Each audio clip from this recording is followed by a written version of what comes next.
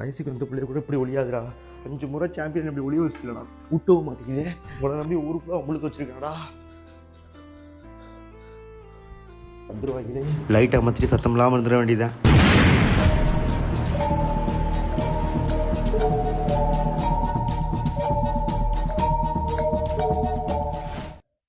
ஒளியிலே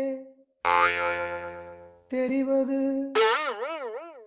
கடப்பறையா குஜிலி மஸ்து யாரு செஞ்சது ஒருபோதும் ஜெயிக்காம தினமும் தோக்கணும். மேட்ச் முடிஞ்சு மாப்பிள்ள. ஆமா மாப்பிள்ள, மும்பைக்காரங்க இன்னைக்கு தீயா அழுகுவாங்க. அவன் அழுவுறத பார்க்க கண்டிப்பா ராஜ்பிரியன் வருவான். அவனை பிடிக்கணும். மங்காளி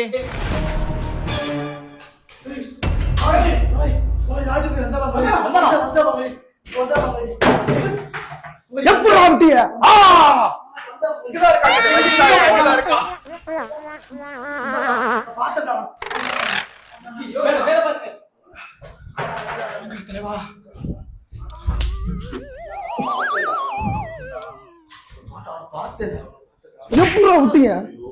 எப்படா விட்டீங்க?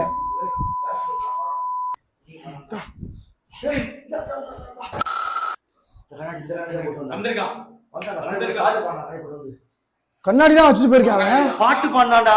நீ பிடிக்காம புடிஞ்சிட்டீங்களா? மேட்ச் தோத்த பயத்துல உட்காந்து பாட்டு பாடினாடா. பார்த்து உன்னை தான் குஜிலி மஸ்த் பண்ணிட்டாங்கல்ல, நீ நேரம் எங்க ரூம் போற வேண்டியதானே? குஜிலி மஸ்த் பண்ணதே நீங்க தானடா. ஆமா, அது உண்மைதான். இருந்தாலும் வெறி உண்டா நேராலப்பா, அதுக்காக தான் சொன்னேன். இன்னைக்கு நல்லா யோசிச்சு பாரு.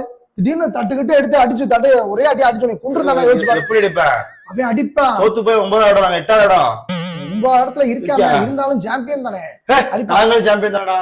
ஆமா ஓடிச்சான்டா. ஆமா, நான் அடி அடிச்ச பங்காளி சாந்தரம். நீ இதெல்லாம் எங்களோட சண்டை வேற போடுற. எனக்கு லாலிபப் நீங்க போனாடு கவலை.